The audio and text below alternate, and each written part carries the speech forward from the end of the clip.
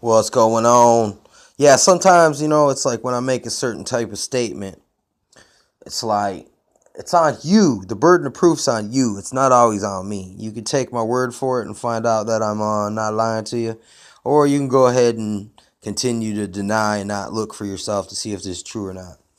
But this book of Jasher, it is mentioned in Joshua and 2 Samuel. So any book that's mentioned in the Bible, listen, I take no preeminence over this to the Bible.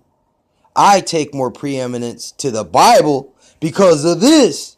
This reiterates in the mouth of 2 or 3 witnesses. Let a matter be established. Are correct? Is that not what our holy scriptures say? Well, in this, the real reason why I think this is not in the Bible is because there's a part in it that says the kings of Africa ruled and conquered, and basically, I'm not sure if it even says like occupied all of Italy, all of what was to become Rome. And also, I've also heard of the Greeks smashing off statues' noses because they're black people noses. It's not that they're Jews' noses necessarily, but they're black people's nose, or they're not. This isn't a race. What they did is a racist thing. But look, the thing itself isn't racist. This whole Bible salvation thing, the truth, it's not a race thing, dude. Please stop. Just let it go and just be unbiased. Stop being a respecter of persons, partial in your judgments. Oh, so what? So what if this was meant to be a guy that looked different than that? But regardless, a lot of these things were preserved by a whole diverse cultures.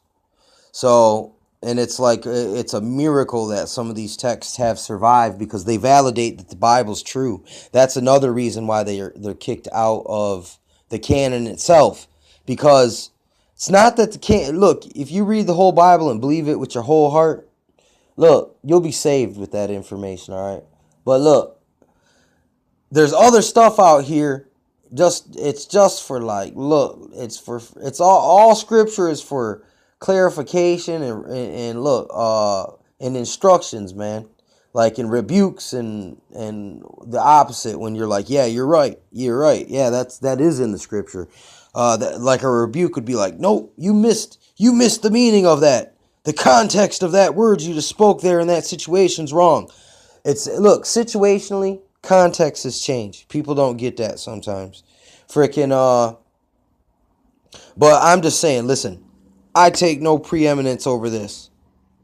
It's like all I ever needed was the Bible, but look, I'm glad that I have researched these texts because they reiterate every single story in the Bible is in these books too.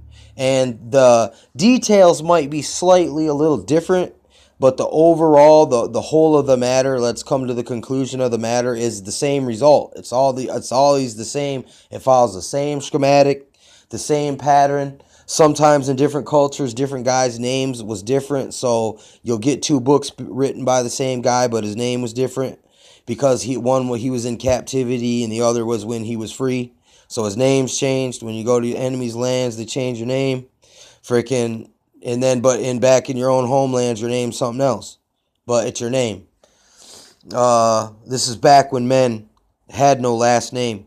When we weren't government smiths and carpenters and all these different wheeler making wheels. We weren't all these bakers and shoemakers and tailors. Look, if you look at everyone's last name, that comes straight up. It's your government name because it's your property of the king or the whoever, the empire, and they need to know what your trade and your craft is, so that they know how to survey and do your demographics, basically. They've been doing this stuff forever, man. And it's pretty crazy. But there's a cattle mutilation in this book. There's also a part where this guy uses he uses water like a crystal ball. You know what I'm saying? I mean, there's different confirmations on what certain things are, man. Really weird stuff.